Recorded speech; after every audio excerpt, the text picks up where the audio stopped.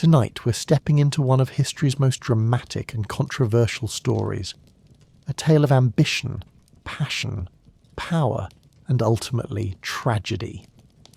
We're talking about Anne Boleyn, the woman who changed England forever, who went from being a courtier's daughter to Queen of England, only to lose her head on the executioner's block just 3 years later. Her story isn't just about romance gone wrong, it's about religious revolution, political intrigue, and a woman who dared to challenge the most powerful man in England. So settle in, maybe dim the lights, and let's journey back to Tudor England, where one woman's determination would reshape an entire nation. Before we begin, if you enjoy these deep historical journeys, consider subscribing, and let me know in the comments where you're watching from and what time it is for you. It's always fascinating to see who's learning with us from around the world. Now, let's step into the 1500s, where Anne Boleyn's story begins not with a crown, but with a childhood in the English countryside. Anne Boleyn entered the world sometime around the turn of the 16th century, though the exact date remains one of history's enduring mysteries. Scholars have debated for decades whether she was born around 1501 or closer to 1507, and this 6-year difference matters more than you might think. If she was born in 1501, she would have been a mature woman of 32 when she gave birth to Elizabeth. If 1507, she'd have been a relatively young 26. The evidence pulls both ways, like a historical tug-of-war that will probably never be fully resolved. The most prominent historian Eric Ives championed the 1501 date, pointing to a letter Anne wrote in French in 1514.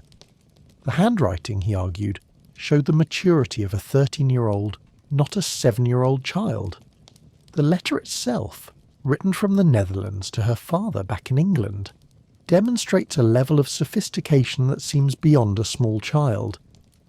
But Reitha Warneke, another respected scholar, looked at the same letter and saw something different.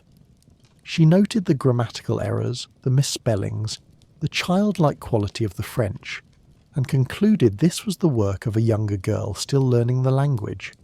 There's also the matter of Thomas Boleyn referring to his daughter as La Petite Boleyn in correspondence, which some interpret as evidence of her youth. Then again, it could simply be an affectionate nickname, the kind a father might use for his youngest daughter, regardless of her actual age. Parents have been calling their children by pet names since time began, after all, and those names rarely reflect literal truth. What we know for certain is that Anne was born into a family on the rise. Her father, Thomas Boleyn, was a man of considerable ambition and no small amount of skill. He'd been born into the provincial gentry, but he had plans. Big plans. Thomas was a gifted diplomat and linguist, speaking French fluently and later learning Italian. He knew how to navigate the treacherous waters of court politics, how to flatter without seeming obsequious, how to make himself indispensable without making enemies. Well, not too many enemies anyway. Anne's mother was Elizabeth Howard, daughter of Thomas Howard, the 2nd Duke of Norfolk. This connection to the Howard family was crucial. The Howards were one of the most powerful noble families in England, with deep roots, extensive lands, and the kind of political influence that could make or break careers. Through her mother, Anne could trace her lineage back to King Edward I. She had royal blood, even if it was diluted by generations. She was not, as some of her enemies would later claim, a mere commoner who'd somehow seduced her way into the king's bed. She came from nobility, even if her family wasn't among the very highest ranks. The Boleyn family home was Hever Castle in Kent, a moated castle that dated back to the 13th century. It wasn't one of the grand palaces of England, but it was substantial, comfortable, and spoke of a family with means and status. The castle sat in the rolling countryside of Kent, surrounded by gardens and farmland. Young Anne would have grown up with the smell of roses and herbs from the garden, the sound of servants bustling through stone corridors, the sight of swans gliding across the moat that encircled her home. She was not the eldest child. That honour belonged to her sister Mary, born around 1499 or 1500, Mary would later become notorious as King Henry's mistress before Anne ever caught his eye, a fact that would complicate Anne's own relationship with the king in ways that still make historians uncomfortable. There was also George, born around 1504, who would grow to be Anne's closest sibling, her confidant, and ultimately her co-accused in the charges that would end both their lives. Two other Boleyn children, both boys named Thomas and Henry, died in childhood. This wasn't unusual for the time. Infant and child mortality rates were staggering by modern standards. Disease, accident, infection, any of these could carry away a child with terrifying speed. The Boleyn family, despite their rising status and relative wealth, couldn't protect themselves from the grim realities of Tudor-era mortality. Anne's early education would have been typical for a girl of her status. She learned to read and write in English, though her spelling, like most people's in an era before standardised orthography, was creative at best. She learned arithmetic, enough to manage a household's accounts. She learned her family genealogy, because knowing who you were related to and how was crucial in a world where blood ties determined so much. She learned history, though the history she learned was probably heavily skewed toward the glories of England and the legitimacy of the Tudor dynasty. But education for a Tudor girl wasn't all books and letters. Anne also learned what were called the domestic arts, though the word domestic makes them sound far more mundane than they were. She learned to dance, and by all accounts she became exceptionally good at it. Dancing in the Tudor court wasn't just recreation. It was a language, a way of displaying grace, coordination, and cultural refinement. A lady who danced well was advertising her suitability as a bride, her ability to move through the complex social choreography of court life. She learned to embroider, creating the elaborate designs that decorated everything from handkerchiefs to altar cloths. She learned to play musical instruments, probably the virginals, a small harpsichord that was popular among ladies of the time. She learned to sing, and here too she apparently excelled. Music was a crucial part of Tudor court culture, and a woman who could sing well and play an instrument competently had a tremendous advantage. She learned the skills of household management, how to oversee servants, how to plan elaborate meals, how to manage supplies and accounts. A great lady wasn't just decorative. She was the chief operating officer of a complex domestic enterprise, and she needed the skills to match. Anne also learned archery, falconry, horseback riding and hunting. These were not just masculine pursuits. High-born women participated too, though with more decorum and less freedom than men. But Thomas Boleyn wanted more for his daughters than a conventional English education could provide. He wanted them to have the sophistication, the polish, the cultural refinement that could only come from the courts of Europe. He wanted them to learn not just English manners, but continental elegance. He wanted them to speak French like natives, to understand the latest fashions, the newest ideas, the most current religious debates that were beginning to shake the foundations of European Christendom. And so, in 1513, when Anne was somewhere between 6 and 12 years old, depending on which birth date you accept, Thomas Boleyn sent his daughter across the English Channel to the court of Margaret of Austria in the Netherlands. It was a bold move, sending a young girl so far from home to a foreign court. But Thomas Boleyn was nothing if not ambitious, and he was willing to invest in his children's futures. Anne left Hever Castle behind, probably travelling first to London and then to the coast, where she would board a ship for the crossing to the Netherlands. Sea travel was rough, uncomfortable and sometimes dangerous. Ships were small, accommodations were cramped, and if the weather turned bad, the journey could become a nightmare. Some historians have suggested that Anne developed a lifelong dislike of sea travel after this early experience, though we can't know for certain. What we do know is that when Anne arrived at the court of Archduchess Margaret of Austria in Mechlin, she was entering a world unlike anything she'd known before, and this world would shape her into the woman who would one day become Queen of England. The Archduchess Margaret of Austria was an extraordinary woman, and young Anne Boleyn could not have asked for a better mentor. Born in 1480, Margaret was the daughter of Maximilian I, Holy Roman Emperor, and Mary of Burgundy. Her life had been a masterclass in survival, resilience, and political acumen. She'd been engaged to the future King Charles VIII of France as a child, raised at the French court in preparation for her role as Queen of France, only to be unceremoniously sent back when Charles decided to marry someone else instead. Rejected, humiliated, she could have crumbled. Instead, she became one of the most powerful women in Europe. By the time Anne arrived, Margaret was regent of the Netherlands, ruling on behalf of her nephew Charles, who would later become Charles V, Holy Roman Emperor. Her court at Mechlin was not just a centre of political power. It was a cultural heart of Europe, a place where the latest ideas in art, music, literature and religion flourished.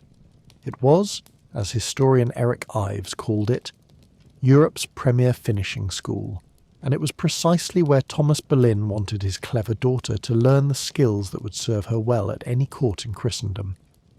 Margaret's palace, the Hof van Savoy, or Court of Savoy, was magnificent.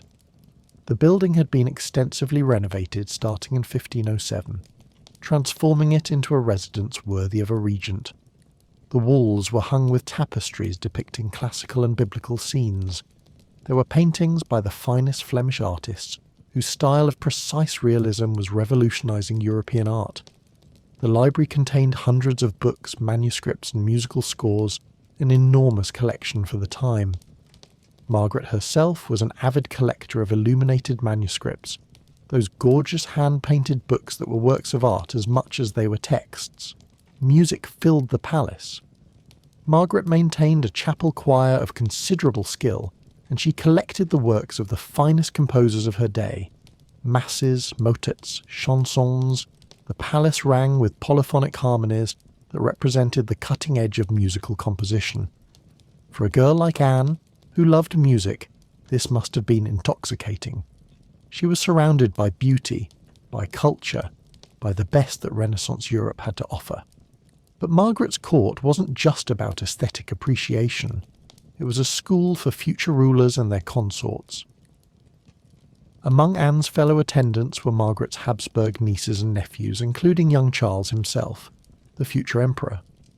There were the children of the European elite, sons and daughters of princes, dukes and counts.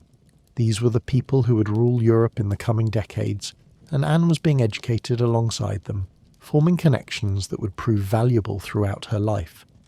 Margaret assigned Anne a tutor named Simonet to help her improve her French. The language was essential for anyone who wanted to navigate European court society. French was the language of diplomacy, of culture, of refinement. An educated person in the early 16th century was expected to speak French fluently, and Anne set about mastering it with determination. She also continued her education in Latin, the language of the church and of scholarship. She learned Italian, which was becoming increasingly important as Italian culture, art and ideas spread across Europe. But language was only part of the curriculum. Anne learned deportment, how to carry herself with grace and dignity, how to enter a room, how to bow, how to move through the complex rituals of court etiquette without stumbling. She learned conversation, the art of talking with wit and intelligence without dominating or boring, of listening attentively without appearing vacant, of flattering without seeming sycophantic. These were skills that required practice, observation, and natural talent. Anne apparently had all three. She learned to dance in the latest continental styles. Tudor England had its own dances, but European courts had different traditions, different steps, different music. Anne absorbed it all, becoming known for her exceptional grace on the dance floor. Dancing, remember, wasn't just entertainment. It was a form of social communication, a way of demonstrating physical coordination, cultural knowledge, and personal charm all at once. Margaret of Austria was a demanding mistress. She expected excellence from the young women in her care, and she didn't tolerate laziness or incompetence. But she was also genuinely impressed by Anne. In a letter to Thomas Boleyn written shortly after Anne's arrival, Margaret wrote that she found Anne so bright and pleasant for her young age that I am more beholden to you for sending her to me than you are to me. This was high praise from a woman who did not give compliments lightly. The letter reveals something important. Anne was not just intelligent. She was charming, engaging, pleasant company. She had what we might today call charisma, that indefinable quality that makes people want to be around you, that makes you memorable, that opens doors. Margaret even gave Anne an affectionate nickname, La Petite Boleyn, the Little Boleyn. For a woman as powerful and busy as Margaret to take such personal interest in a young foreign attendant speaks volumes about Anne's personality. Anne also absorbed lessons that couldn't be taught from books.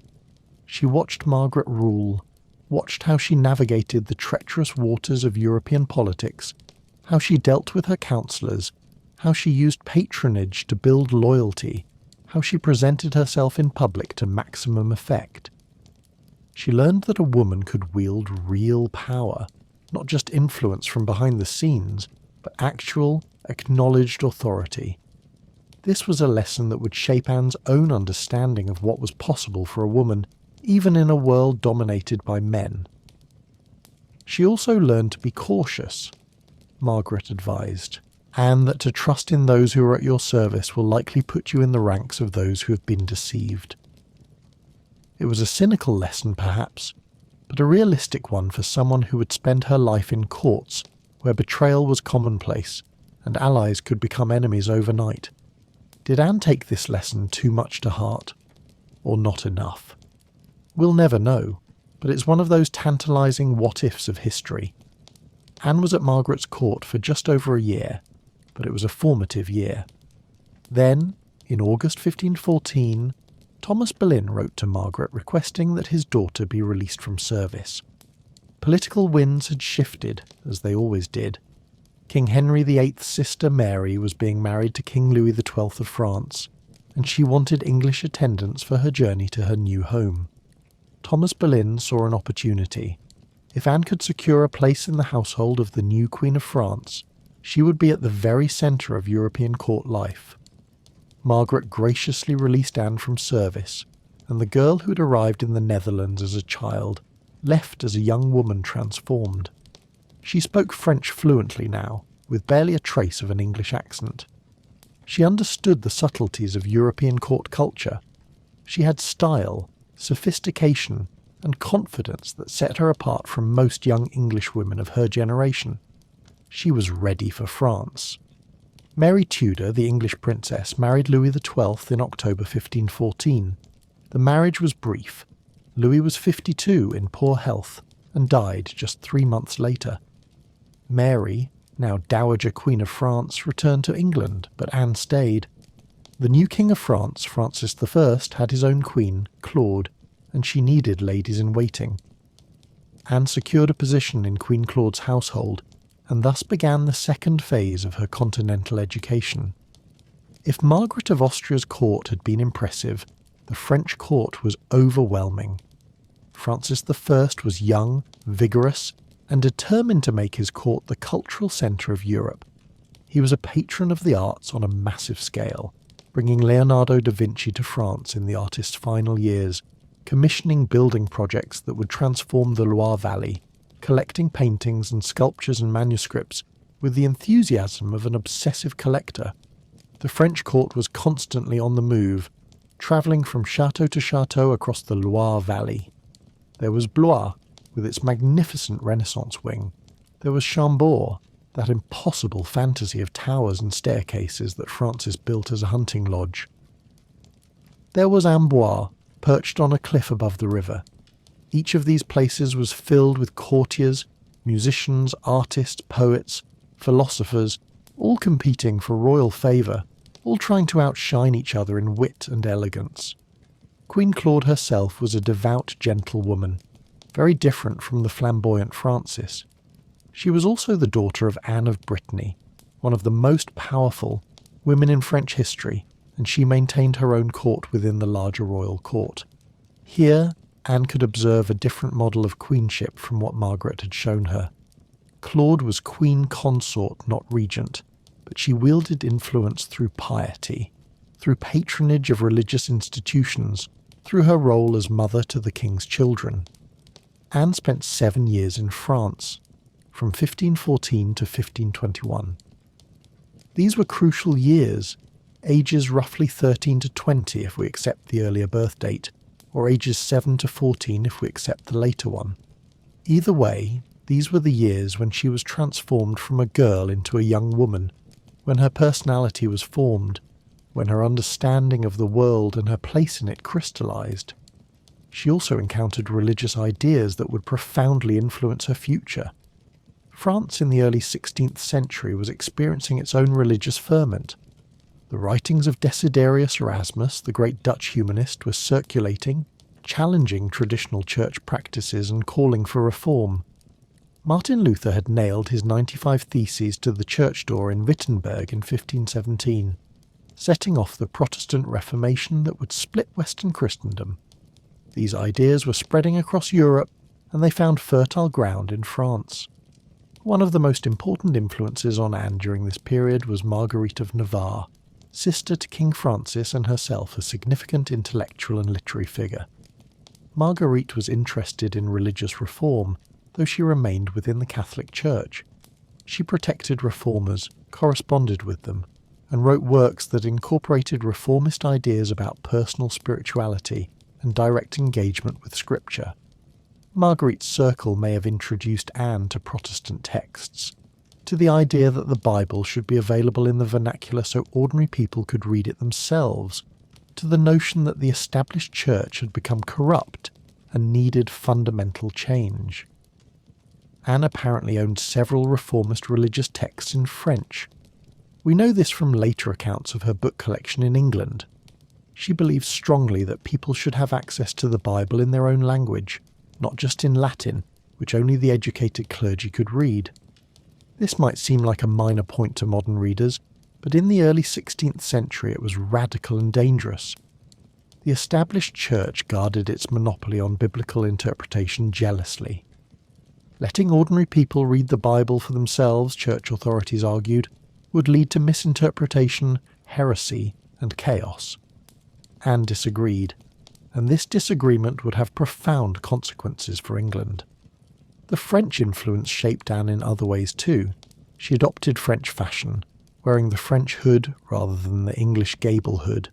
The difference might seem trivial, but fashion in Tudor times was a language, a way of signalling your allegiances, your taste, your sophistication. The French hood sat further back on the head, showing more of the hair, while the English gable hood covered more and framed the face differently. Anne's choice to wear French hoods even after returning to England was a statement. She was saying she was cosmopolitan, European, not bound by insular English traditions. She developed a love for French art, French music, French literature that would stay with her throughout her life. When she became queen, she would bring French artists to the English court. She would commission French-style illuminated manuscripts. She would encourage English nobles to adopt French fashions and manners. Her time in France didn't just educate her, it transformed her cultural identity. By 1521, Anne was around 20 years old, though again, the exact age depends on which birth date you accept.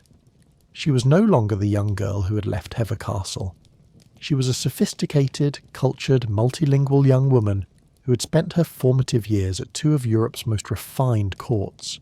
She spoke French like a native, understood the intricacies of European politics, knew the latest fashions, the newest ideas, the most current religious debates.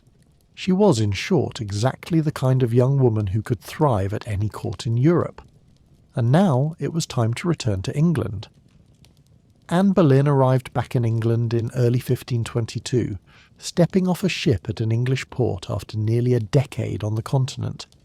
She was returning to a country she barely remembered, and a court she'd never really known. She'd left as a child. She was coming back as a woman, shaped by her years in the Netherlands and France, into something quite different from the typical English lady. The England she returned to was in many ways less sophisticated than the continental courts she'd known. King Henry VIII had been on the throne for 13 years by 1522, and he'd transformed the English court into something more magnificent than anything his parsimonious father had created. But it still wasn't France. The English nobility were learning to appreciate Renaissance art and music, but they were playing catch-up to their European counterparts. English fashion lagged behind continental trends. English intellectual life was lively, but it didn't have the same depth as what Anne had experienced abroad. Anne stood out immediately. She spoke French perfectly, with an accent that made her sound like she'd been born in Paris. She wore French hoods and French-style gowns that turned heads. She could dance continental dances with a grace that made other ladies look clumsy.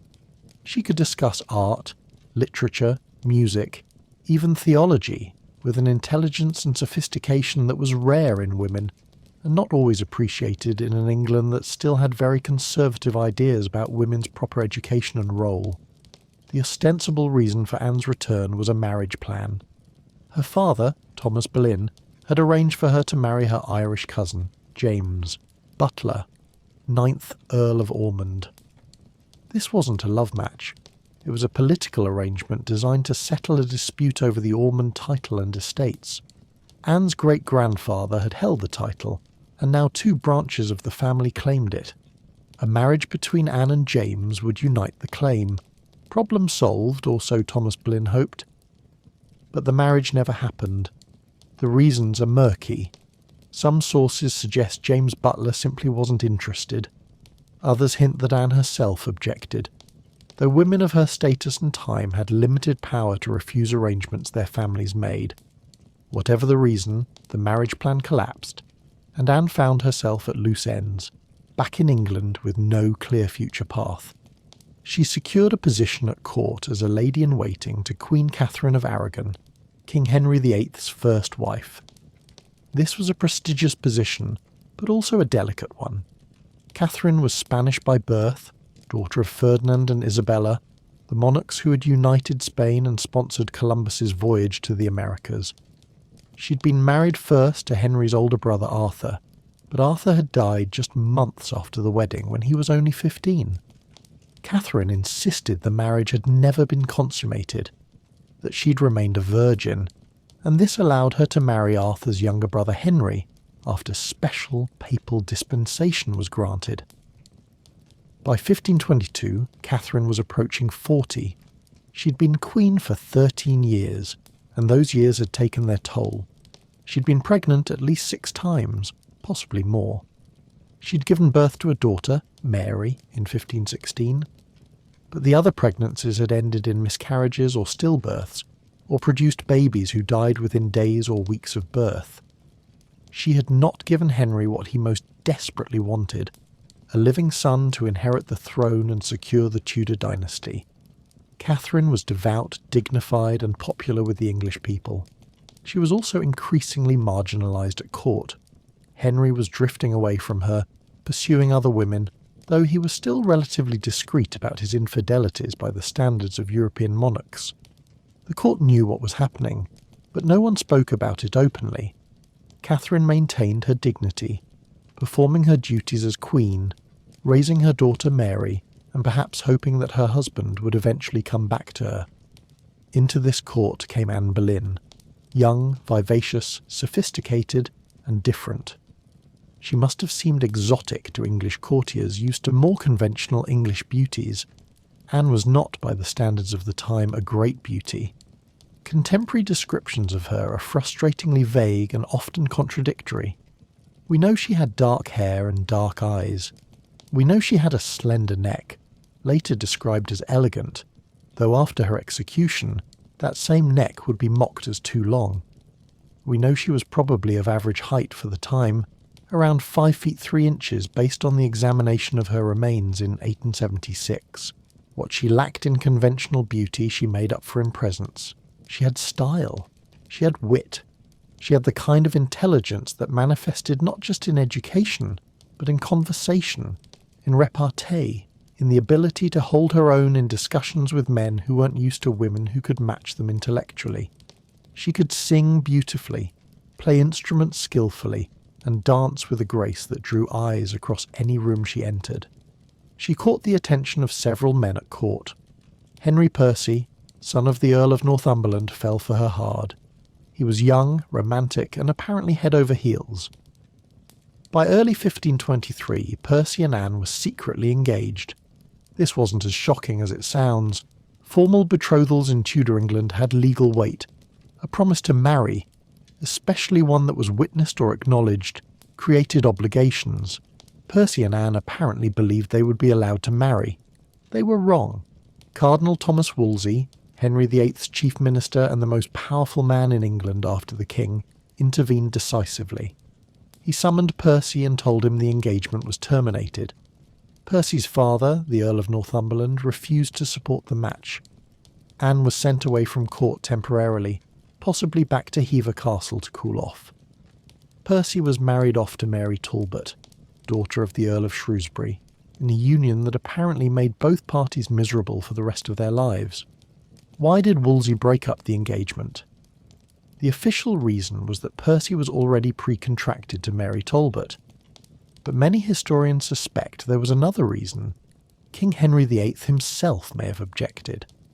Because by 1523, Henry was starting to notice Anne Boleyn. There's debate about exactly when Henry first became interested in Anne. Some historians push it back to 1522 or even earlier. Others argue it wasn't until 1526. The truth is probably somewhere in between. Henry certainly knew who Anne was by 1522. He would have seen her at court events, might have danced with her at masques and revels. She'd been one of the lead performers in a court masque in March 1522, playing the role of Perseverance. Henry had been there, watching. But there's a difference between noticing a pretty face and becoming infatuated. Henry VIII was a king, a man of enormous power and no small amount of ego. He was used to getting what he wanted. He was also by 1523 starting to despair of his marriage to Catherine ever producing a male heir. Mary was 7 years old, healthy and thriving, but she was a daughter. Henry wanted a son. He needed a son. The Tudor dynasty was still relatively new, still potentially vulnerable to challenge. Without a male heir, what would happen when Henry died? Civil war, a disputed succession, the return of the chaos that had torn England apart in the Wars of the Roses. Henry already had one illegitimate son, Henry Fitzroy, born to his mistress Elizabeth Blount. He'd acknowledged the boy, given him the title Duke of Richmond and treated him with favour. But a bastard couldn't inherit the throne, or at least not without enormous legal and political complications. Henry needed a legitimate son born to a legitimate wife. And then there was Anne Boleyn, young, vivacious, sophisticated, and not married to anyone. Anne's sister Mary had already been Henry's mistress, which makes the subsequent relationship between Henry and Anne more than a little uncomfortable to modern sensibilities. In Tudor England, having an affair with two sisters was considered incest, a serious sin. But that was a problem for later. For now, in the early 1520s, Anne was establishing herself at court. She was noticed, admired, even pursued. The poet Thomas Wyatt, one of the most talented writers of the Tudor age, apparently became infatuated with her. His poems contain veiled references to a woman who might be Anne, a woman who was unattainable, pursued by a king, lost to the poet forever. Anne moved through the court with confidence. She played the game of courtly love, that elaborate dance of flirtation and verse, and symbolic gestures that allowed men and women to interact in ways that were ostensibly chaste but actually quite charged. She was skilled at it, understanding how to encourage just enough to keep men interested while never quite giving away too much. It was a dangerous game, requiring perfect calibration. Too reserved, and you seemed cold. Too encouraging, and you ruined your reputation. Anne apparently had the balance exactly right. She also had something else, something harder to define but absolutely crucial. She had presence. She had that quality that makes people turn and look when you enter a room, that makes conversations hush for a moment, that makes you memorable. Kings notice thousands of women. Most of them are forgotten within days. Anne Boleyn was not forgotten. By 1526, King Henry VIII of England was deeply, obsessively, dangerously in love with Anne Boleyn, and that obsession would change the course of English history. In 1526, when Henry VIII was 35 years old and Anne Boleyn was somewhere between 19 and 25, the king began his pursuit in earnest. This wasn't a casual flirtation anymore. This was serious, intense, and would prove to be one of the most consequential courtships in history. Henry VIII in 1526 was not yet the bloated tyrant of his later years. He was still relatively trim, still active, still capable of tilting in tournaments and hunting for hours. He had reddish blonde hair, a fair complexion that tanned easily, and the Tudor family's sharp blue-green eyes. He was intelligent, well-educated, spoke several languages, composed music, and had theological interests that would prove surprisingly relevant to his future actions. He was also king of a relatively small but strategically important country, desperate for an heir, and frustrated by nearly 20 years of marriage that had produced only one surviving child, a daughter. Anne Boleyn was everything Catherine of Aragon was not. Where Catherine was Spanish, traditional, and increasingly pious, Anne was French-influenced, modern, and intellectually daring. Where Catherine wore sombre gowns and the English gable hood, Anne wore elegant French fashions that emphasised her figure. Where Catherine represented the old ways, Anne represented something new, exciting, and unpredictable. When Henry began his pursuit, he did what he'd done with previous mistresses. He sent gifts, wrote passionate letters, made his interest clear. He expected Anne to respond as other women had, to feel honoured by the king's attention, to accept a position as royal mistress with gratitude. It was a path well worn by previous royal favourites. The king would lavish attention and gifts on his mistress for a while, might even father a child or two, and eventually move on. The mistress would be married off to someone suitable, given a pension or some other financial arrangement, and everyone would move forward with their lives. But Anne didn't respond as expected. She refused him. This refusal was extraordinary. You didn't say no to a king, especially not Henry VIII, a man whose ego was as large as his kingdom. But Anne did, and she kept refusing, even as Henry's pursuit intensified.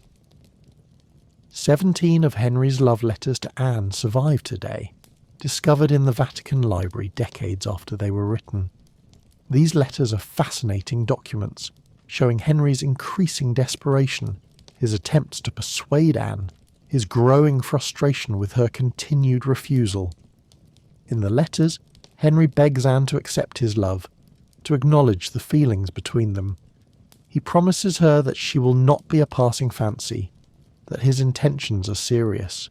He writes, "If you please to do the office of a true loyal mistress and friend, and to give up yourself body and soul to me, I promise you that not only the name shall be given you, but also that I will take you for my only mistress, rejecting from thought and affection all others save yourself." But Anne wanted more than to be a mistress, even a favoured one. She'd seen what happened to her sister Mary. She'd seen how mistresses were used and discarded. She wanted marriage, or nothing. This decision required enormous courage and extraordinary calculation. If she misjudged, if Henry lost interest, if he moved on to someone more accommodating, Anne would have nothing. She'd be known as the woman who refused a king, and that reputation would follow her forever. But Anne also understood something crucial about Henry. He loved the chase. He loved the challenge. The more she refused, the more determined he became.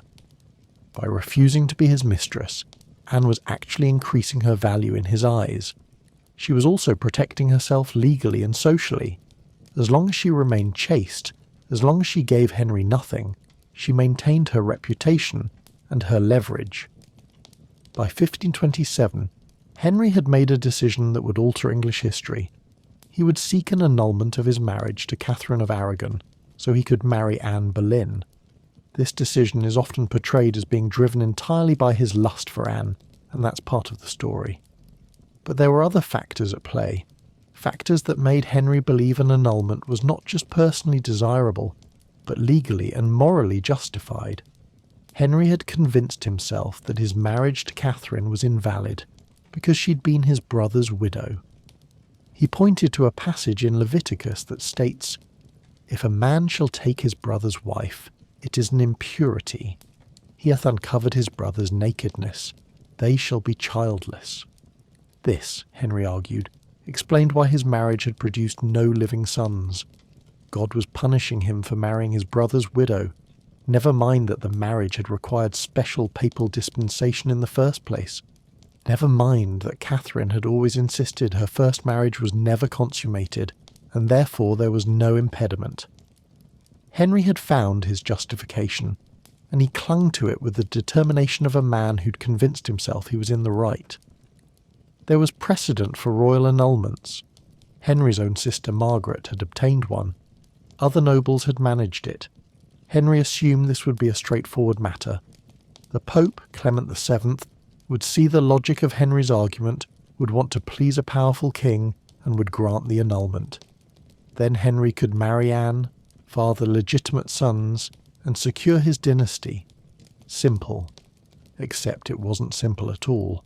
Clement VII was in an impossible position. In theory, as Pope, he was the supreme authority on matters of marriage and canon law. In practice, he was a political figure enmeshed in the complex power struggles of 16th century Europe, and one of the most powerful players in those struggles was Charles V, Holy Roman Emperor, who also happened to be Catherine of Aragon's nephew. Charles had Rome under his control, sometimes literally. In 1527 his troops had sacked Rome in an orgy of violence that shocked Europe. Clement had been forced to flee for his life, hiding in Castel Sant'Angelo while the city burned. He was in no position to offend Charles by annulling the marriage of Charles's aunt. But neither could he outright refuse Henry without risking a break with England. So Clement stalled. He appointed a commission, led by Cardinal Wolsey and Cardinal Campeggio, to examine the case. The hearings dragged on through 1528 and into 1529. Witnesses testified. Arguments were made. Catherine appeared in person, kneeling before Henry in court, making an impassioned plea for their marriage, insisting that she'd come to his bed a virgin, that their marriage was valid, that she was his true wife. It was a performance of tremendous dignity and courage, and it moved everyone present. Everyone except Henry, who by this point was beyond persuasion. Through all of this, Anne Boleyn waited.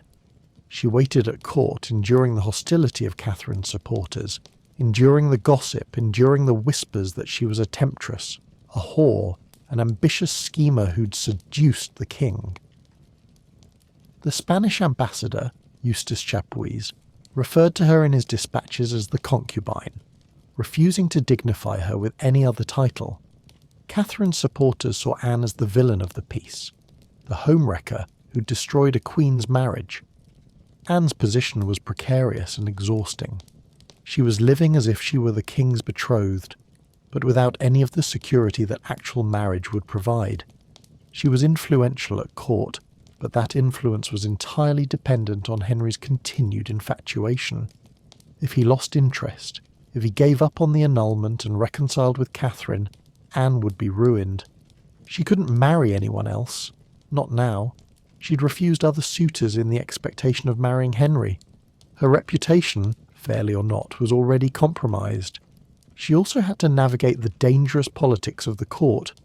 Cardinal Wolsey, once England's most powerful man, was finding his influence waning. He'd failed to secure the annulment, and Henry blamed him. Wolsey also resented Anne, seeing her as an upstart who'd gained too much influence over the king. Anne recognised Wolsey as an enemy and an obstacle. She cultivated relationships with Wolsey's rivals, men like Thomas Cromwell, who would later become her most dangerous adversary, though she couldn't have known that in the late 1520s. In 1529, Wolsey's commission to examine Henry's annulment request was revoked. The case was being recalled to Rome, where Clement would drag it out indefinitely under pressure from Charles. Wolsey had failed. In October 1529, Henry stripped Wolsey of his offices. Within a year, Wolsey was dead. Whether from illness or a broken heart, historians still debate. His fall from grace was spectacular and terrifying, a reminder of how quickly power could be lost at the Tudor court. With Wolsey gone, Henry had to find another way forward. Thomas Cromwell, a man of remarkable administrative talent and ruthless pragmatism, began to suggest a radical solution. What if England simply didn't need the Pope's permission? What if Henry, as King of England, could declare himself the supreme head of the Church in his own realm? What if England broke with Rome entirely? This was revolutionary thinking. England had been Catholic for nearly 1,000 years. The idea of defying the Pope, of breaking that centuries-old connection, was shocking. But Cromwell and others began to argue that it was also legally defensible. Ancient precedent suggested that kings had authority over the Church within their realms. The Pope's universal authority was a medieval innovation, not a divine mandate. England could be Catholic without being Roman Catholic. These arguments found a receptive audience in Anne Boleyn. Her years in France had exposed her to reformist ideas, to the notion that the established church had become corrupt and needed fundamental change. She believed that scripture, not tradition, should be the foundation of faith. She believed that people should be able to read the Bible in their own language. She believed that the Pope's authority was a human construct, not a divine command. Anne became a patron of reformers, using her influence with Henry to protect men with radical ideas. She gave gifts of reformist books to Henry, encouraging him to read arguments for royal supremacy over the Church. She wasn't just Henry's romantic obsession. She was his intellectual partner in the radical restructuring of English religion. This role would later make her a hero to Protestant reformers and a demon to Catholic traditionalists. By 1532, 6 years after Henry had begun his pursuit, the endgame was approaching. The English Parliament, under pressure from the king, passed a series of laws that gradually asserted royal supremacy over the Church. The clergy were forced to submit to royal authority. Payments to Rome were restricted. Step by step, Henry was building the legal framework for a break with Rome. In September 1532, Henry created Anne Marquess of Pembroke in her own right, an extraordinary honour for a woman. The title came with lands and a substantial income.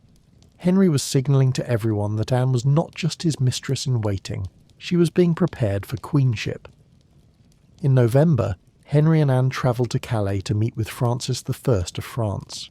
Henry wanted Francis's support, or at least his neutrality, in the coming break with Rome. Anne accompanied Henry, living openly with him, functioning as his consort even though they were not yet married. It was probably during this trip to Calais, or shortly after their return, that Anne and Henry finally consummated their relationship. Anne was now around 31, or possibly 25, depending on her birth date. She'd waited 7 years, maintaining her refusal, keeping Henry at bay. But now, with the royal supremacy legislation moving forward, with an annulment seeming finally within reach, she relented. By December, Anne knew she was pregnant. This changed everything. A child born out of wedlock couldn't inherit the throne no matter how much the father was a king. The child had to be legitimate. Henry and Anne had to marry immediately before the pregnancy became obvious, and before anyone could question the child's legitimacy. On the morning of January 25, 1533, Henry VIII and Anne Boleyn were secretly married. The ceremony was small, private, possibly held in a closet, a small private room rather than a large public space. The details are hazy because secrecy was essential. Henry was still technically married to Catherine of Aragon. This marriage was, by the laws of the Catholic Church, bigamy. But Henry no longer cared about the Catholic Church's opinion. In May 1533, Thomas Cranmer, the news Archbishop of Canterbury and a man sympathetic to reform, held a special church court. He declared Henry's marriage to Catherine null and void. 5 days later he declared Henry's marriage to Anne valid. In the eyes of the emerging Church of England, Henry had never been truly married to Catherine. His only legitimate marriage was to Anne. On June 1st, 1533, Anne Boleyn was crowned Queen of England in Westminster Abbey. The ceremony was magnificent, orchestrated to emphasise the legitimacy of Anne's position. She processed through London in a white gown with white ermine, her dark hair loose, displaying the crown of a queen consort. The streets were decorated, pageants were performed. It was a public statement that Anne was Henry's true queen, regardless of what the Pope or anyone else thought. Anne was visibly pregnant, her gown cut to accommodate her growing belly. Everyone knew she was expecting a child. Everyone also knew that child's legitimacy depended entirely on accepting Henry's marriage to Anne as valid. The future of the Tudor dynasty rested in Anne's womb. On September 7th, 1533, Anne Boleyn gave birth. The astrologers had predicted a boy. The nursery had been prepared for a prince. Letters announcing the birth of a son had been prepared, needing only the insertion of the baby's name. But the child was a girl. They named her Elizabeth. The disappointment was palpable. Not just Henry's disappointment, though that was crushing enough, but the disappointment of everyone who'd gambled on Anne producing a son. All the political upheaval, all the religious revolution, all the breaking with Rome, all of it had been justified by the promise of a male heir. And Anne had produced a daughter. To be fair to Anne, she'd never promised a son. Henry had assumed, as men of his era did, that his previous failures to sire a surviving son were somehow his first wife's fault, a sign of God's displeasure with that union. With Anne, everything would be different, except it wasn't. Still, the baby Elizabeth was healthy, and that was something. Catherine of Aragon's pregnancies had produced mostly stillbirths and babies who died within days or weeks.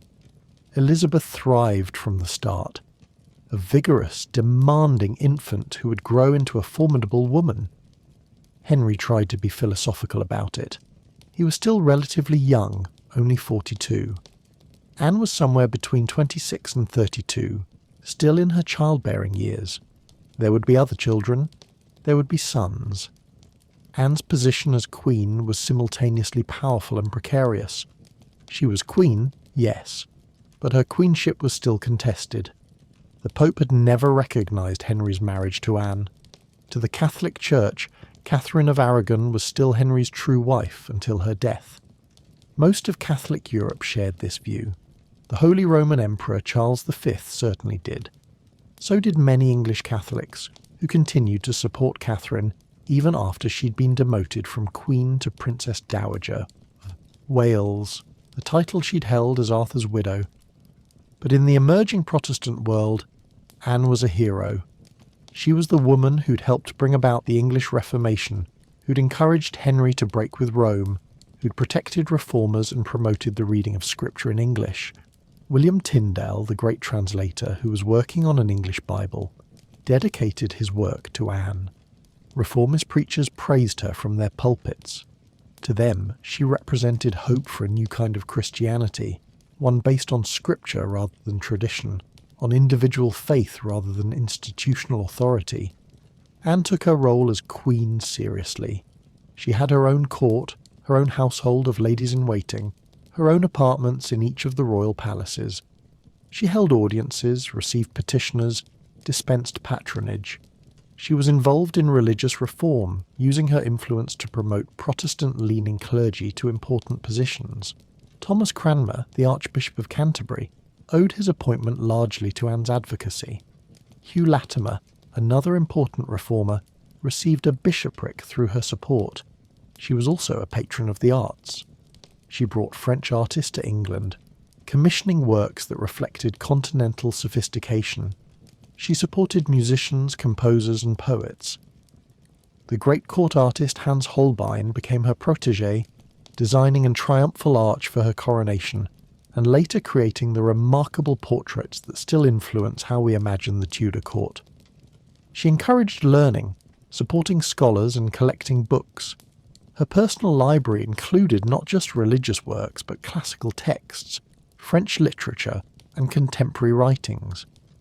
Anne was known for her quick wit and sharp tongue, qualities that had charmed Henry during their courtship, but now sometimes grated. She argued with him, which queens were not supposed to do. She expressed strong opinions on policy matters, which women were not supposed to do. She could be imperious, demanding, even arrogant, at least in the eyes of those who disliked her. To her supporters she was confident and capable. To her enemies she was a shrew who didn't know her place. Her relationship with her stepdaughter Mary was disastrous. Mary, Catherine of Aragon's daughter, was now officially a bastard, her title of princess stripped away. This was personally devastating for Mary, who'd grown up expecting to be queen one day. She blamed Anne, not unfairly, for her mother's suffering and her own humiliation. Anne tried at first to be conciliatory, suggesting that Mary acknowledge her as queen and accept Elizabeth as the heir, promising that if Mary did so, Anne would treat her kindly. Mary refused, absolutely and consistently. She would not acknowledge her mother's marriage as invalid. She would not accept Elizabeth as legitimate. She would not bow to Anne. The standoff between Anne and Mary became increasingly bitter. Anne reportedly said that Mary was disobedient and rebellious, that she should be forced to serve in Elizabeth's household as a lowly lady-in-waiting, that she should be broken of her pride.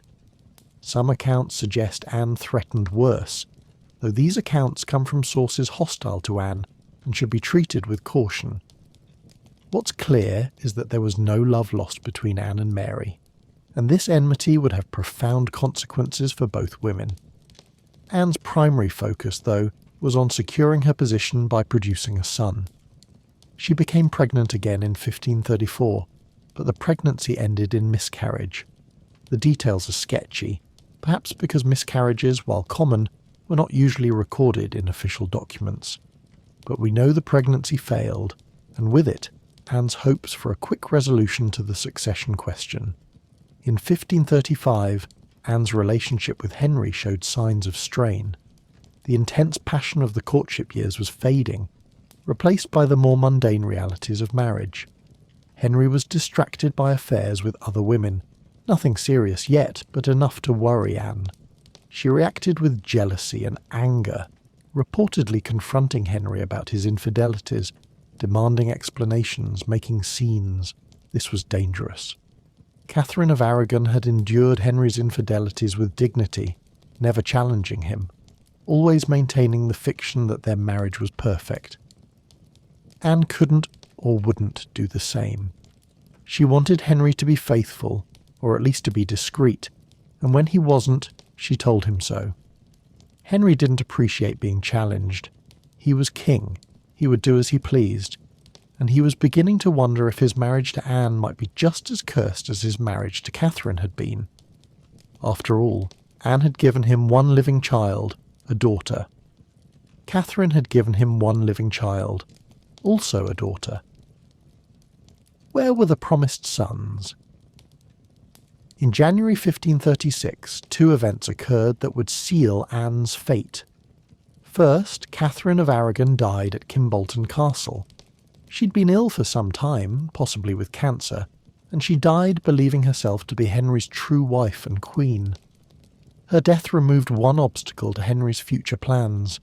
If he wanted to remarry, if he wanted to claim his marriage to Anne was invalid, Catherine's death meant he wouldn't be returning to a previous marriage.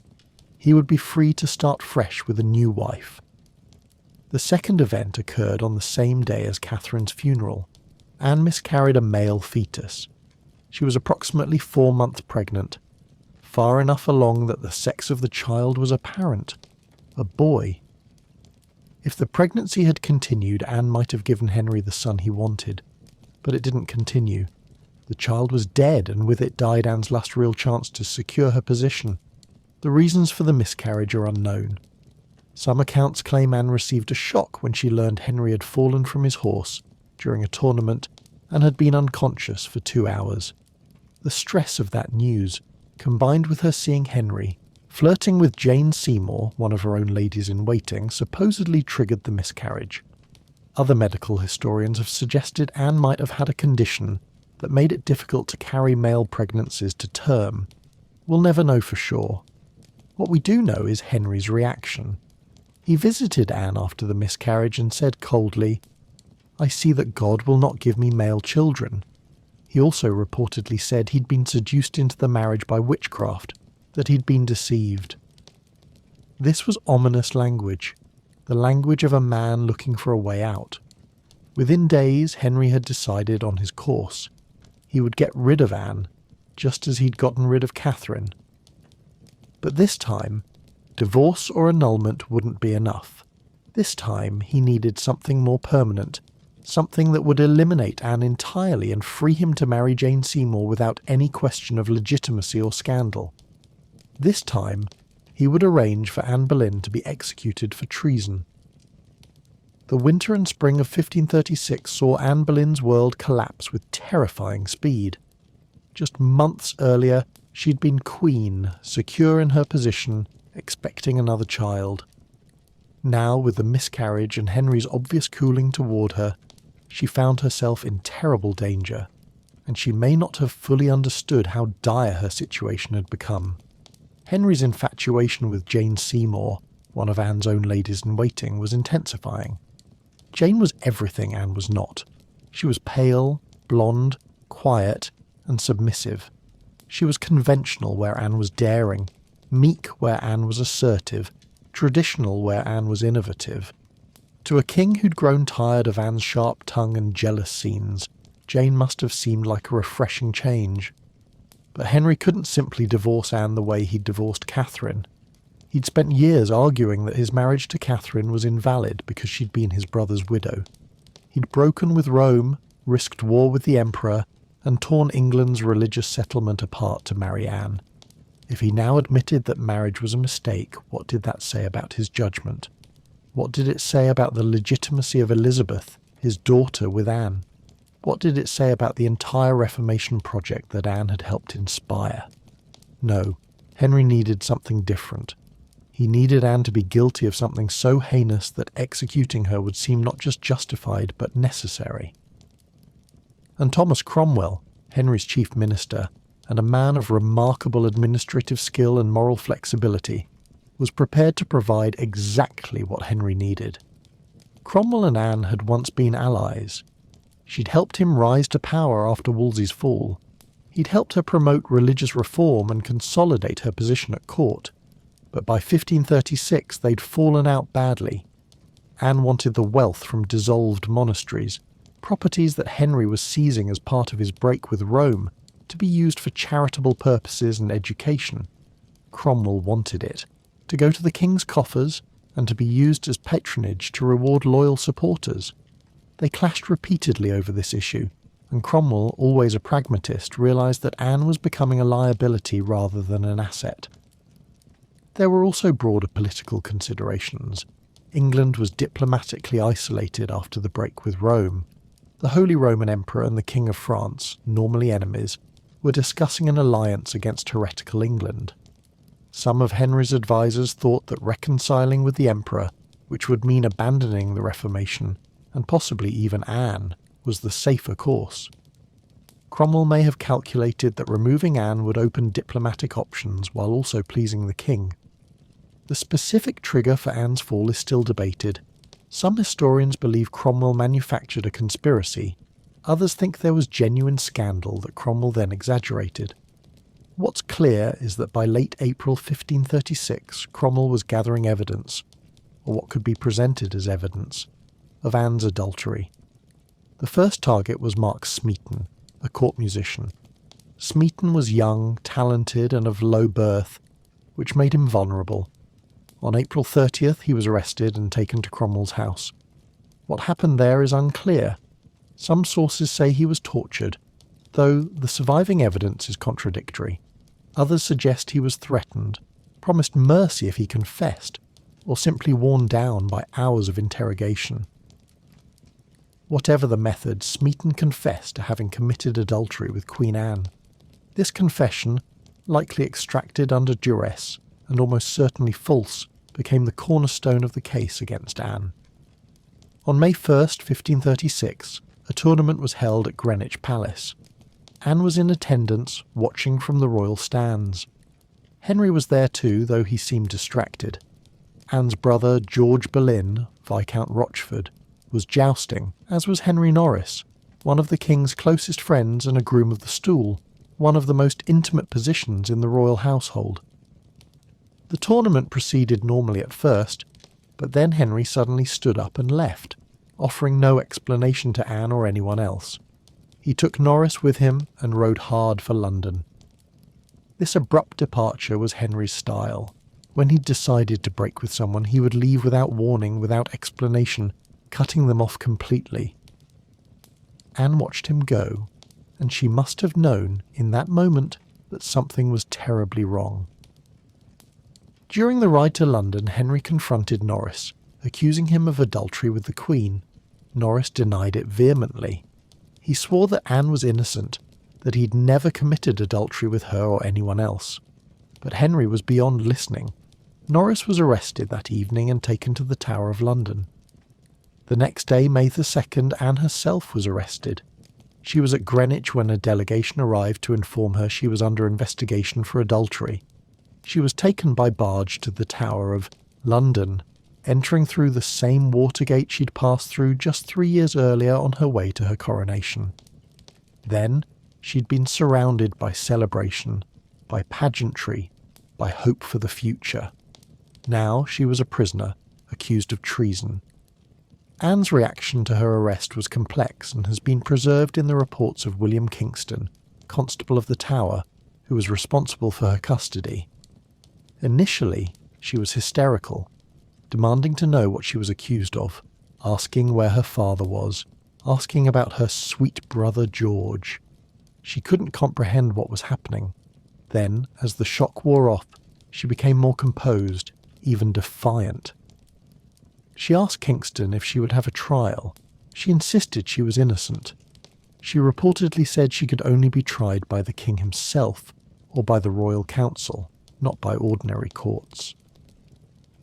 Over the next few days, more arrests followed.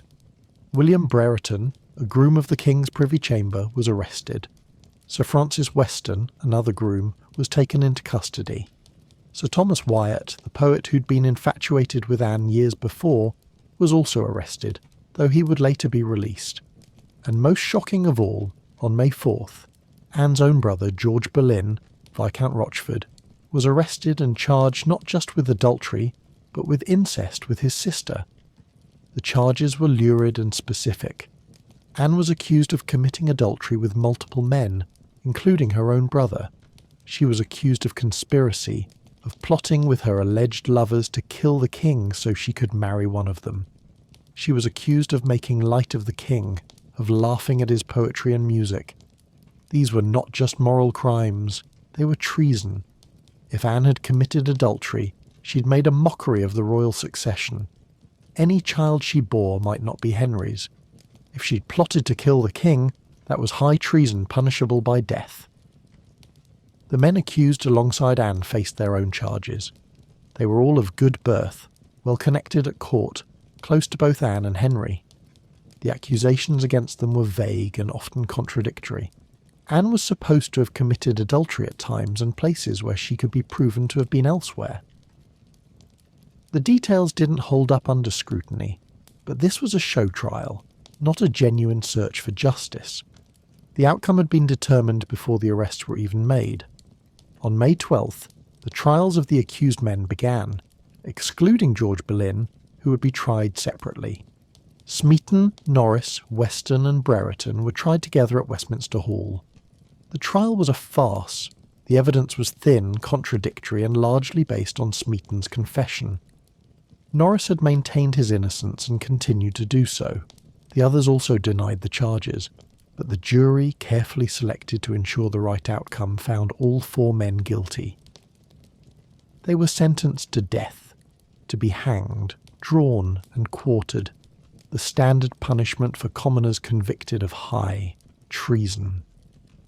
On May 15th, George Boleyn was tried separately in the Tower of London. Then, immediately after, Anne herself faced her accusers. Her trial took place in the King's Hall within the Tower, a large space that could accommodate the approximately 2,000 people who reportedly attended. Anne's uncle, the Duke of Norfolk, presided as Lord High Steward. Her father, Thomas Boleyn, was also present, forced to sit in judgment of his own daughter. This was one of the cruelest touches of the whole affair. Thomas Boleyn had spent years carefully building his family's position. He'd sent his daughters to be educated at the finest courts in Europe.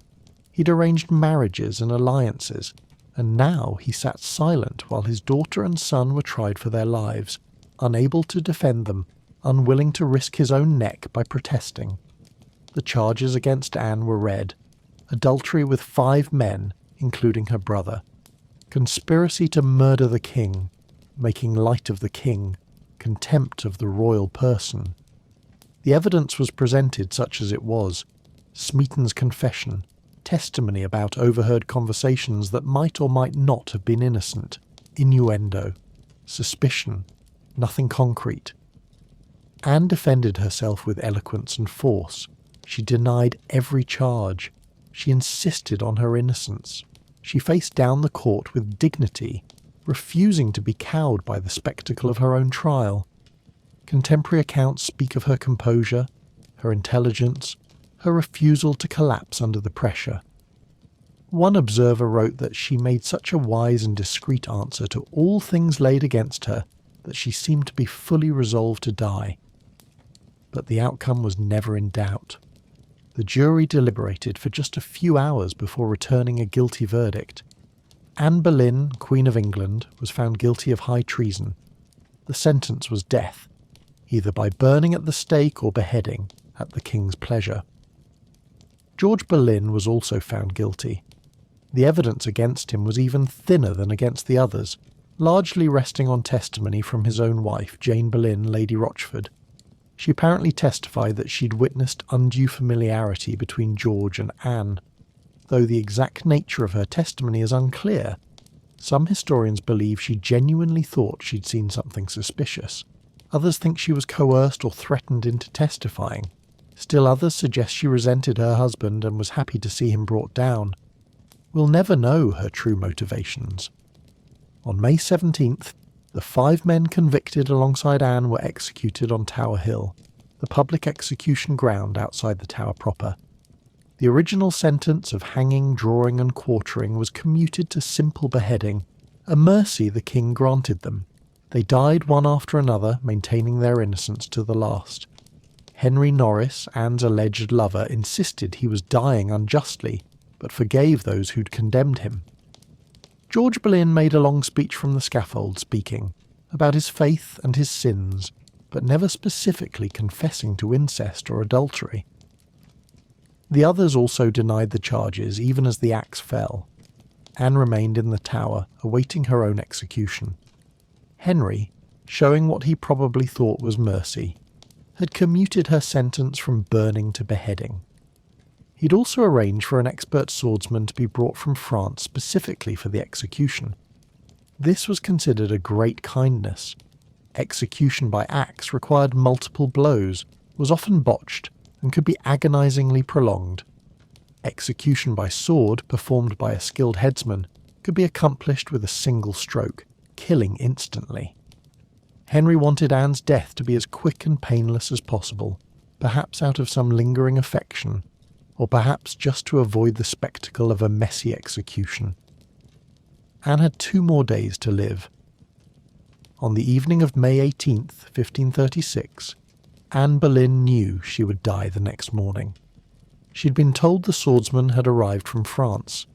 She'd been told the execution would be held on Tower Green, within the Tower walls, not on Tower Hill where public executions typically took place. This was both a mercy and a humiliation. Mercy because Anne would not have to face a jeering crowd. Humiliation because it suggested something shameful about her death that required it to be hidden from public view. William Kingston, Constable of the Tower, was responsible for Anne during these final hours. His reports to Thomas Cromwell provide us with our most detailed accounts of Anne's behaviour as she awaited death. Kingston was not unsympathetic to Anne. He seems to have been impressed by her composure, her courage, and her consistent protestations of innocence. But he was also a professional, doing his job, which was to ensure that Anne was executed according to the king's command. Anne was not allowed a priest of her own choosing. This was cruel, but not unusual for condemned prisoners. However, she was allowed to take communion, and on the morning of her execution, she did so with great devotion. She swore on the consecrated host itself that she was innocent of the charges against her. This was a solemn oath, one that would damn her soul to eternal torment if she were lying. Everyone present understood the weight of this moment. Anne was saying, in the most binding way possible under her religious beliefs, that she was innocent. Kingston reported that Anne seemed more ready to die than any creature I ever saw. This doesn't mean she wanted to die. It means she'd accepted that death was inevitable and had prepared herself spiritually and emotionally for it. She'd made her confession, taken communion, and commended her soul to God. She'd said her farewells to the ladies who'd been allowed to stay with her. She'd written or dictated final messages, though most of these have not survived. She was, in short, facing death with the kind of courage that impressed even her jailer. She also made some jokes, which might seem strange but was actually typical of condemned prisoners of the era. Gallows humour was a way of maintaining some psychological control in a situation where you had no physical control at all. Anne apparently said, "I heard say the executioner was very good, and I have but a little neck," and then she put her hands around her throat and laughed. Kingston found this both poignant and slightly unnerving, but he dutifully reported it to Cromwell. The execution was scheduled for early morning, but it was delayed. Some historians think the swordsman was simply late arriving. Others speculate that Henry hesitated at the last moment, perhaps considering commuting her sentence to life imprisonment instead. Still others think the delay was to ensure that all the necessary witnesses were present and that the execution could be properly documented.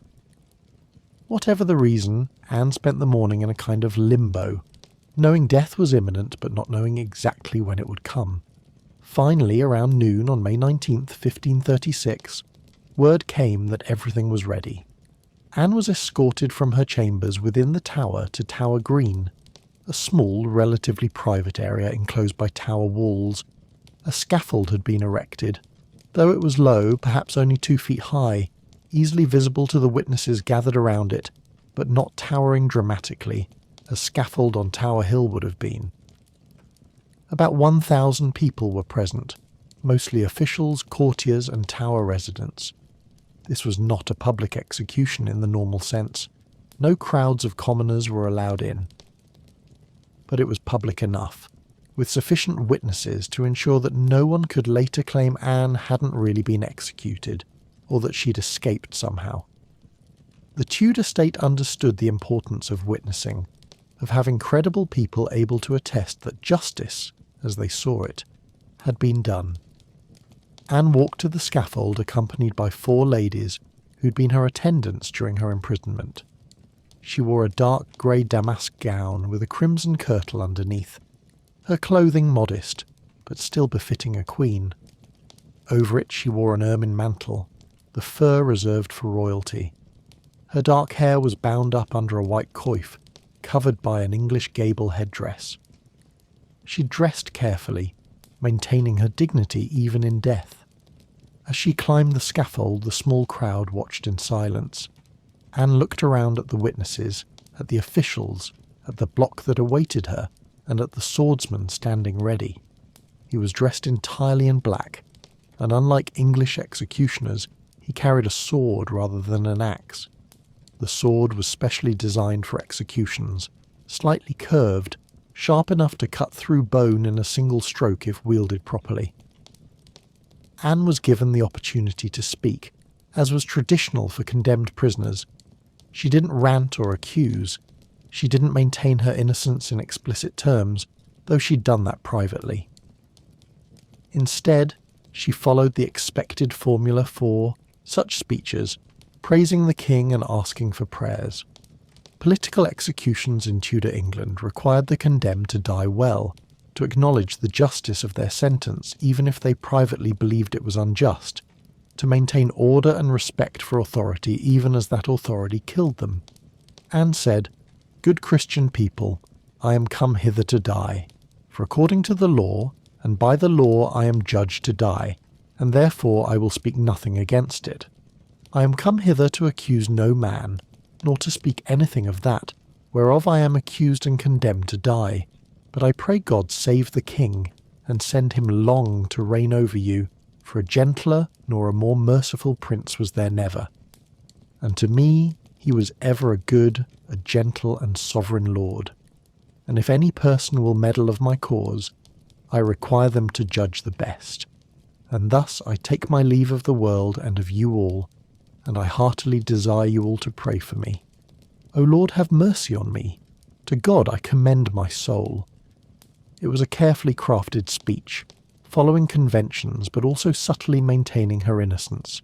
She said she would speak nothing against the judgment, not that the judgment was correct.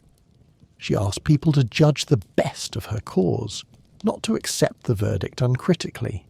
She praised Henry, but in terms so effusive they might have carried an ironic undertone to those who knew the truth.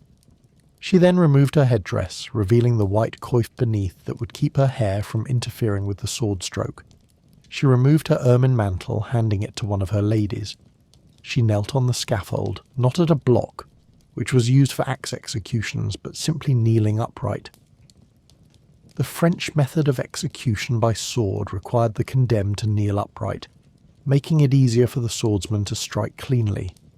Anne began to pray aloud, commending her soul to Jesus Christ, asking for mercy.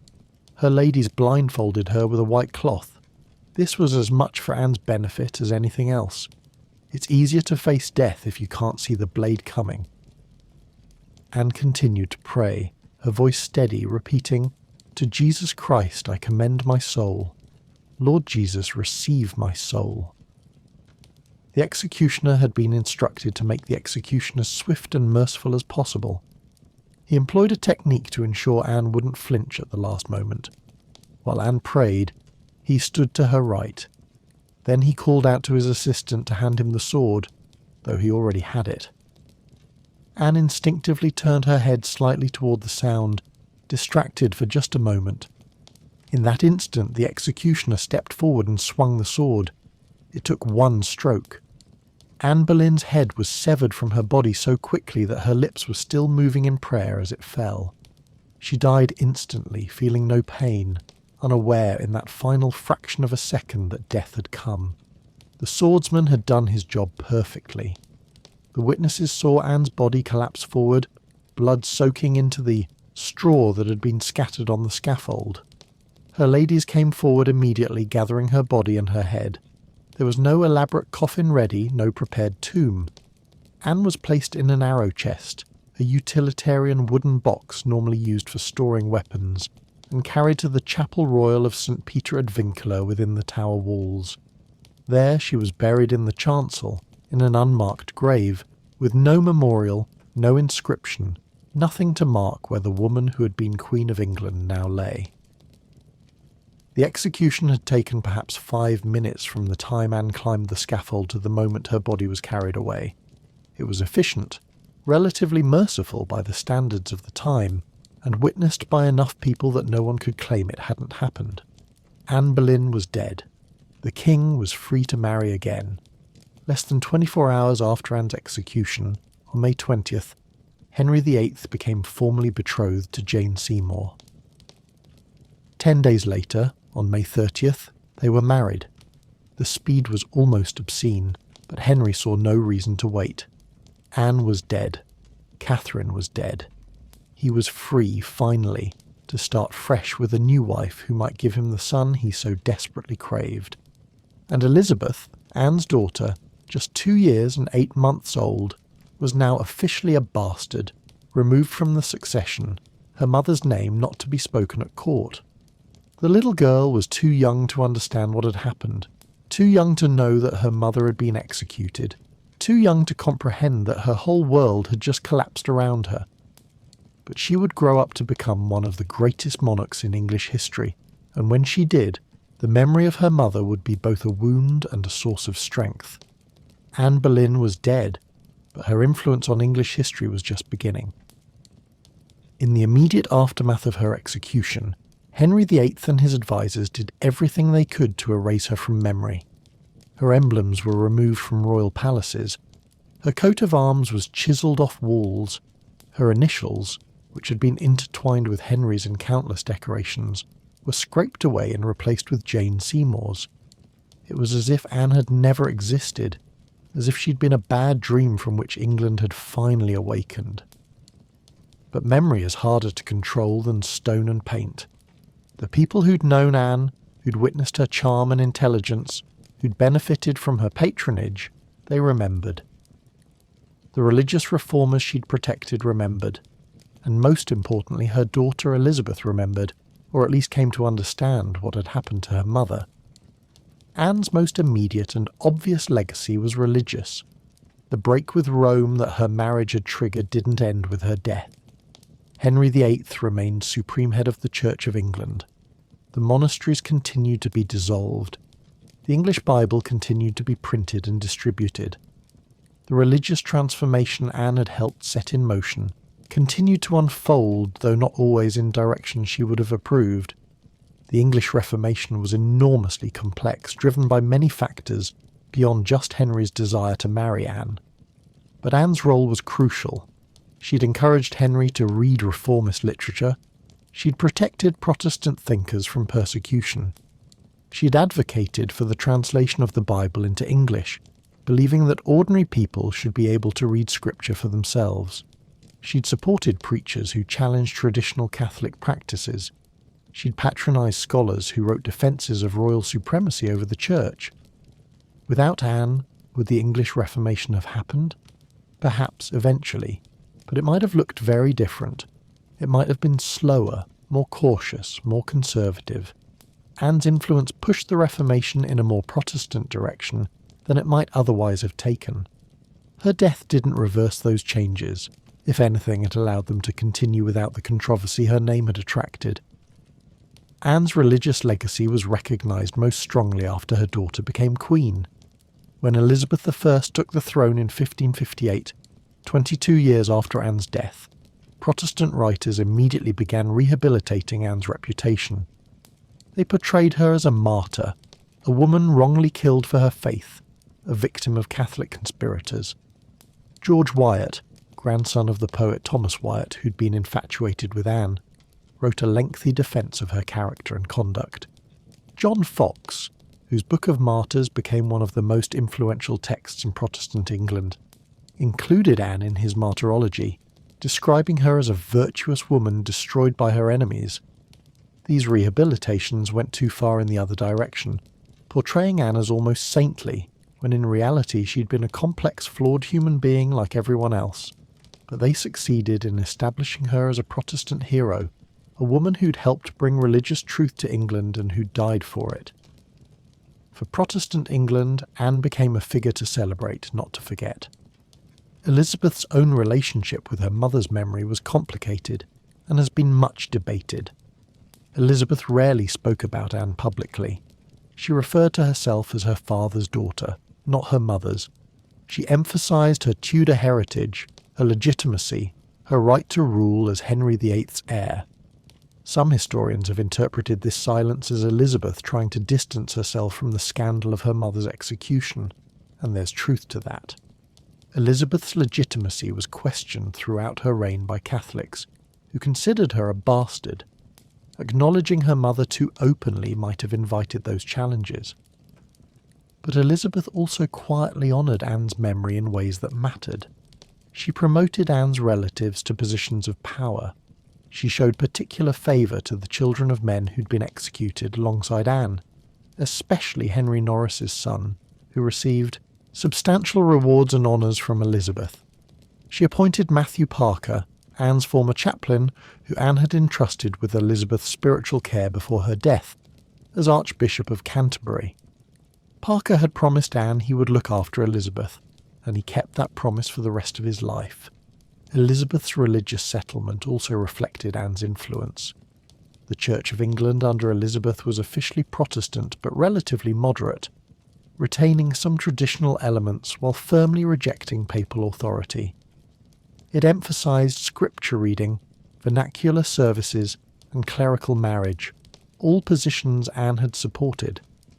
Elizabeth, like her mother, believed in a via media, a middle way between the extremes of Catholicism and radical Protestantism.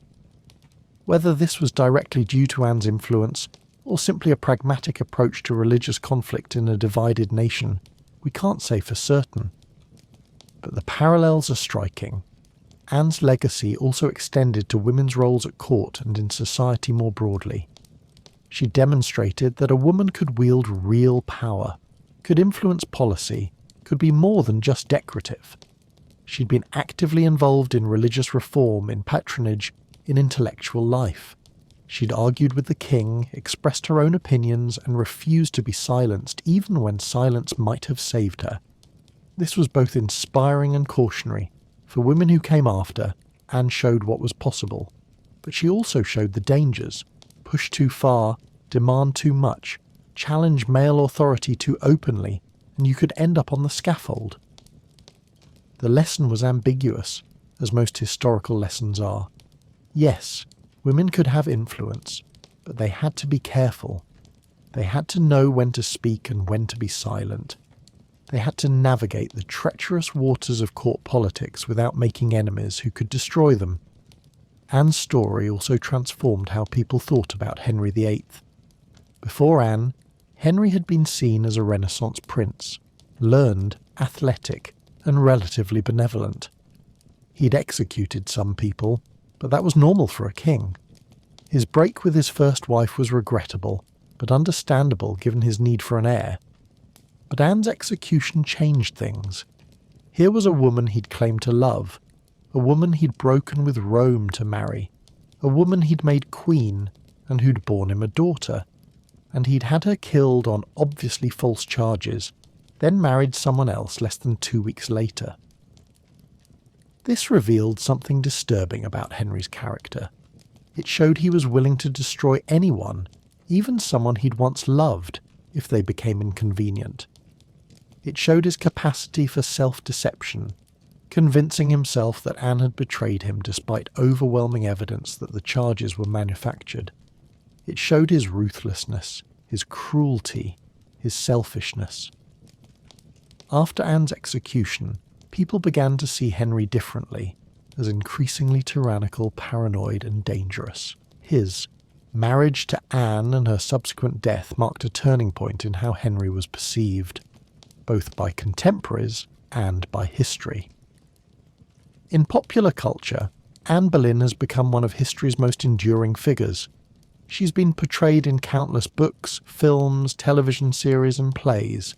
These portrayals have varied wildly, reflecting changing attitudes towards sex, power, religion, and gender. In some versions, she's a scheming seductress who manipulated Henry into destroying his marriage. In others, she's a victim, a woman destroyed by a tyrant king and his jealous courtiers. In still others, she's a proto-feminist, a woman who dared to challenge male authority and paid the price.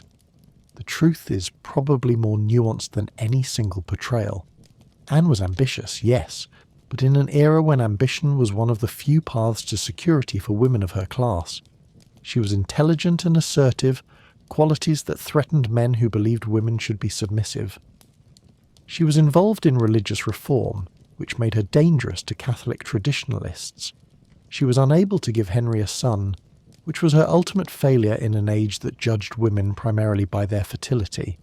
She was, in short, a product of her time, trying to navigate a world that gave women very limited options, while also possessing exceptional qualities that allowed her to achieve what no other woman had done, becoming Queen of England through sheer force of personality and determination. Her execution was a miscarriage of justice, the result of a king's caprice and a minister's calculation. The charges against her were false, the trial was rigged, the verdict was predetermined. She died not because she'd committed adultery or treason, but because Henry wanted to marry someone else and saw no other way to make that happen, without admitting he'd been wrong about his marriage to Anne being valid. But out of this injustice came something remarkable. Her daughter Elizabeth learned from Anne's fate the dangers of marriage, the necessity of maintaining control, and the importance of never letting anyone, especially a man, have power over you.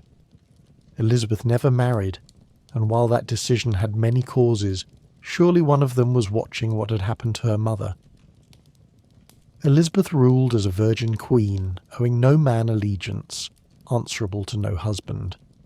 She ruled for 45 years, guided England through religious conflict, defeated the Spanish Armada, and presided over a cultural renaissance that included Shakespeare, Marlowe and Spenser.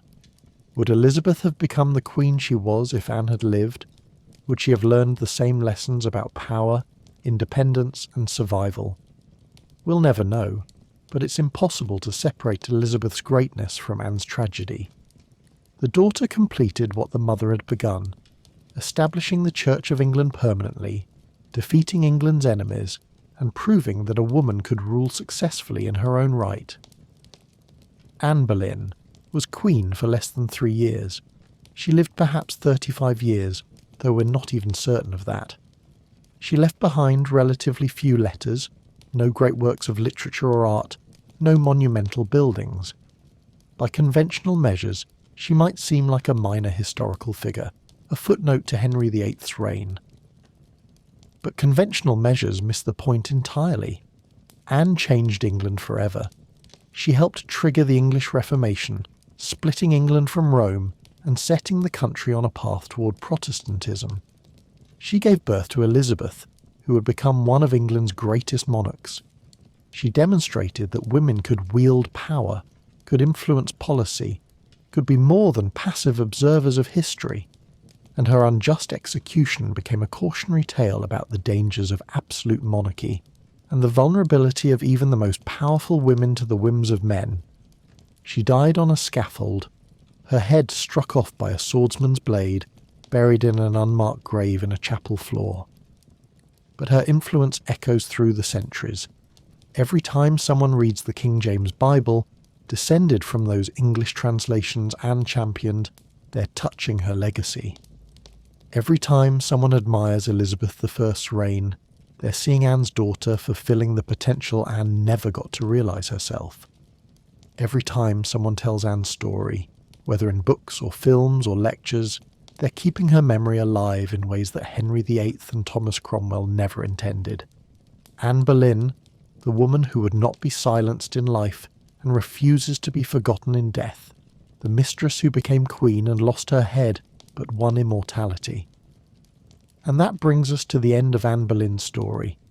From a girl growing up in the Kent countryside to Queen of England, to a condemned traitor executed within the Tower walls, her life was a dramatic arc that encapsulated the best and worst of Tudor England. She rose higher than almost any woman of her time, and she fell further. She influenced religious revolution, gave birth to a great queen, and paid for her success with her life. I hope tonight's journey through her life has given you new insight into this remarkable woman and the world she inhabited.